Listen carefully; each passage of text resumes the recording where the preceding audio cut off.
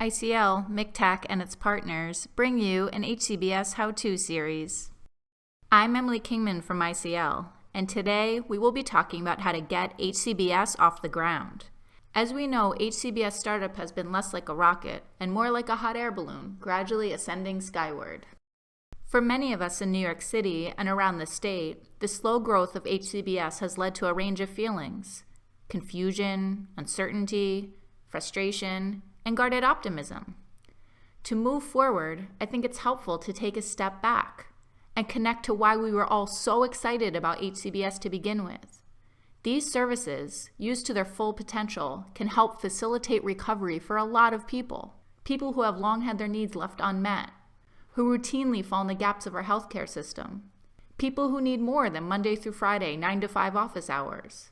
I spoke with Chris Copeland, ICL's Chief Operating Officer, about how HCBS can help meet these needs. Many people have more pressing needs. Finding food, keeping safe, finding somewhere to live, trying to make money, have lives very complicated by the effects of trauma, and therefore find attending regular treatment at a specific time or place very, very challenging. Looking after oneself, looking after one's health is not necessarily a priority, and therefore we know that people use emergency healthcare and their overall health suffers. So therefore, home and community-based services were seen as an effective way to reach people and provide a range of services and treatment that wouldn't normally be able to get those services. HCBS gives us real possibilities and the flexibility to do things differently, to really shape an array of services around a person, rather than trying to fit a person into an existing program model. Here at ICL, we have received about 60 HCBS referrals to date from 17 different care management agencies and 4 different managed care plans. ICL provides counseling, housing, and other support services to adults, children, and families located throughout New York City. I spoke with Deidre Summers, ICL's Director of HCBS, about how these services complement our other behavioral health programs. HCBS services, I feel, is a complement to the traditional programs. Those clients who have difficulty, addressing specific barriers that aren't engaged into those services, outpatient, that's where HCBS services come in. We meet the client where they're at in the community or in their home. We also address the client's needs, what they feel the goals are that they need to work on, what barriers they want to improve their quality of life. Given this potential to improve people's lives and facilitate recovery, ICL's leadership was eager to get started with HCBS. They first established a clear vision and made the decision to invest resources in planning and implementation. Early key decisions included which services to offer, where to offer them, and how to staff them. In making these decisions, agency leadership carefully considered both the mission of the agency and financial viability. So that was really the first step for us, is understanding how these services would fit into our service delivery and the mission of the agency. And so having understood the value of the service, how they complemented our existing services and our mission, we developed a business plan, which I'm sure something that everybody looked at doing. But because of the less than generous rates, we really had to look at a way of developing a fairly high volume. So we looked at all of the home and community-based services and applied to become a provider of any service similar to what we were already providing, but not the ones that we had no experience in, such as transportation. And we looked at providing those services right across the city as a way of generating volume to cover our fixed costs.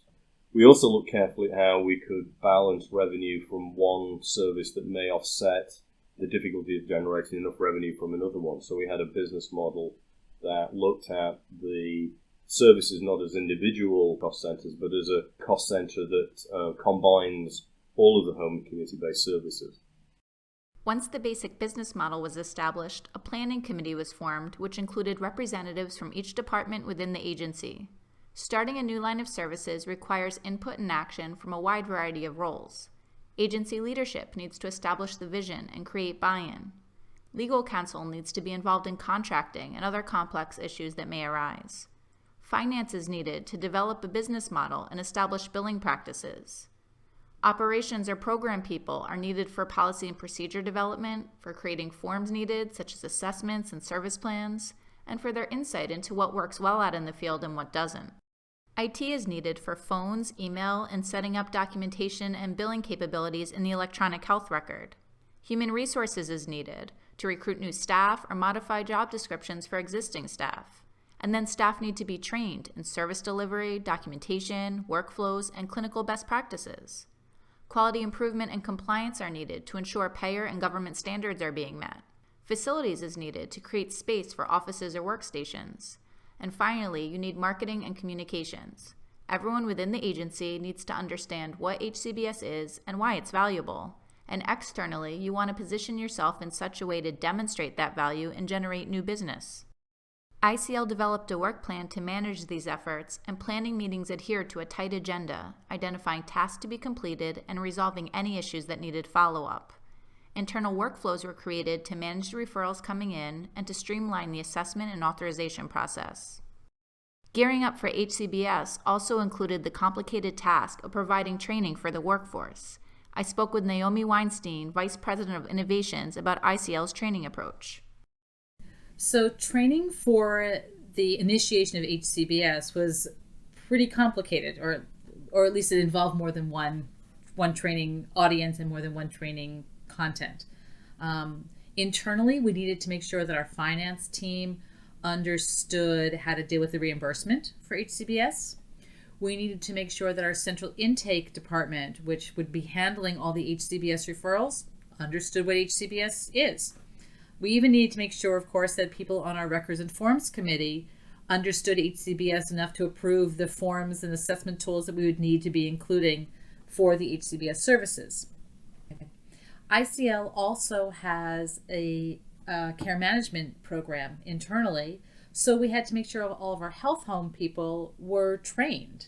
That meant they needed to understand what are the changes to Medicaid, how is this different from how it was a year ago, what's HARP, what's HCBS, who's eligible for HCBS. We needed to help augment the training that they'd already received online for the community mental health assessment and the plan of care, and give them a little bit more in-depth look at the nuances of those tools. So we worked on that. We also had to make sure that they understood clearly what are state plan services, but also what are services that are not included in the state plans, such as harm reduction programs or clubhouses, because we wanted to make sure people were making good referrals consistently. For the HCBS team itself, there were a couple of different levels of training. We started out with the changes to Medicaid, what's HARP, what's HCBS, what's a health home, that kind of stuff. And then we started focusing on recovery-oriented, person-centered, trauma-informed care and making sure that they could not only understand it, but embrace it and teach it to each other. Then we focused on specific HCBS services. So what is community psychiatric support and treatment? What's psychosocial rehab? What's peer support? How do we make sure that if you're receiving education support services, that it relates to a goal of competitive employment? We wanted people to understand not just the big how-tos, but some of the nuances as well. And we wanted to be clear that everyone needed training in all the assessment tools that we use, because each of the different services has a different assessment tool. So as a simple example, we use here at ICL the DLA 20, a functional assessment tool. So our HCBS people had to be trained in DLA 20 and pass that test in order to have access to that kind of foundational level assessment tool. They also, of course, needed training in how to use the electronic health record and in other forms that we use here, such as a risk assessment tool. They also have access to motivational interviewing and any other trainings that we're offering through our regular calendar of trainings and workshops. While staff were being trained, leadership was also thinking about how to advertise these new services. Marketing in general is challenging for behavioral health providers, and even more so with HCBS. Chris Copeland explains further. So in many fundamental ways, home and community-based services are different from other programs and services we've contracted for. Different in these ways. There's no guaranteed referral source. The services themselves are brand new and therefore difficult to describe. And really there are no proven, because they're new, there's no proven outcomes as yet, and therefore difficult to describe to someone else what the value of the services are. So bearing in mind those differences, if we look at some of the basics of marketing, we need a few things. We need to be able to offer a valuable service. We need to be able to identify a target audience. We need to know how we're going to communicate to that target audience, and we need to be able to communicate well and frequently. And then once we've done that, we need to make the services available when there is a demand. Unless we do that, referrals are not going to happen. This is unfortunately not a case of if we build it, they will come, using an old cliche. So our first step was to create a flyer about HCBS services. And this isn't actually as easy as it sounds because there was so much confusion about what HCBS services really are. And so it took a lot of precision to make sure that we had the words right to explain the services that we were providing. Finally, we got the flyer done and we sent it out to all of the lead health homes in New York City and to any care management agencies where we had an email address, basically. And these flyers were sent out as PDFs so that we were encouraging, basically, the lead health homes to spread the information, the content, the flyers around to other people. So those were sent out. And then some of our senior leadership also sent flyers out to some of the folks that they knew at some of the managed care organizations, just to make sure we were really blanketing the city. We were actually very, very excited, although a little embarrassed, when we received some complaints that ICL's flyers about HCBS were all over the city. So we knew we had really done our job on that one. But even though the flyer was everywhere, the referrals did not come streaming in. When HCBS first rolled out, there was a lot of confusion. People weren't being assessed, and a lot of people didn't understand what these services actually were. So part of the marketing approach had to be about providing education on the HCBS services to help care managers make informed referrals and help eligible HARP members see the benefit of signing up.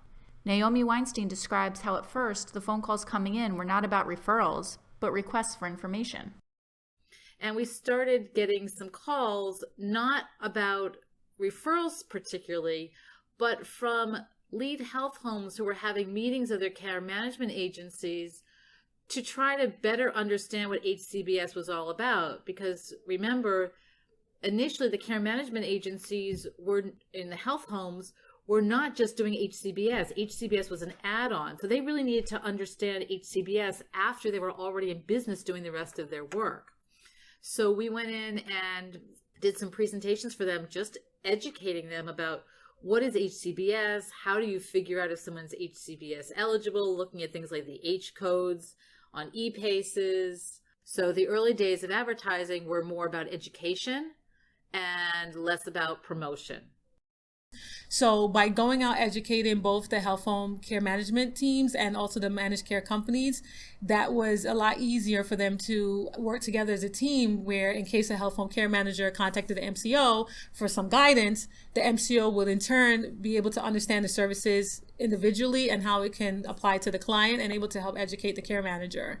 So once I found that, that's when I felt it was privy to just go out and present to both the managed care companies and the health home in understanding the whole gauntlet of the home community-based services. So Deidre Summers started pounding the pavement, giving presentations to MCOs and health home care management agencies. She said she takes a more informal, conversational approach when presenting. She provides education about each service and gives suggestions on how to talk to HARP members about the services in a way that will get people excited about it. She also makes sure to leave plenty of time for questions. These presentations have helped her to build solid relationships.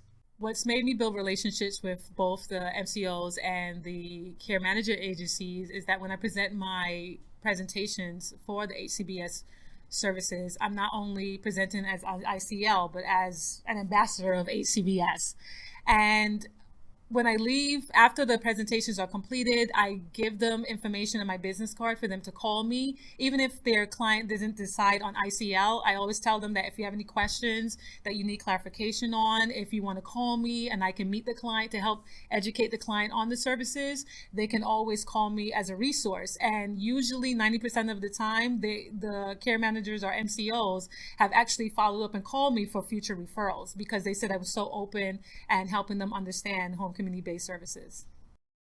I realized in talking with Deidre that her ability to build these relationships has been really effective in ensuring a steady stream of referrals. Chris Copeland explains why the development of relationships and the ability to communicate our value is so essential to capturing market share. He likened it to selling sportswear. For instance, if we were selling, this has been, I suppose, a bit simplistic, but if we were selling some sportswear, we'd know where to market. There'd be channels, there'd be places where you could place adverts, there'd be people you know to talk to. None of those exist for home and community-based services. So there are no established ways of picking the phone up and talking to the MCOs. All that has to be invented and developed from scratch. The MCOs themselves are very open and receptive, but we have to develop those relationships and direct channels into the managed care companies and the myriad of care management agencies providing health home care management. That's where the source of the referrals are going to come from health homes and via the MCOs who trust the individual providers.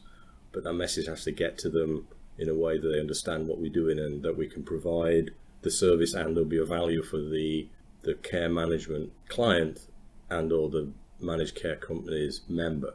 That's what we need to define, and that's what we need to be able to communicate. As we deliver more and more services and see positive results, communicating our value gets easier. All the strategies we have shared today have helped us to get HCBS off the ground. They can be summarized in 5 tips. Choose to offer services aligned with your mission. Develop a business plan. Involve a wide variety of roles in your planning process.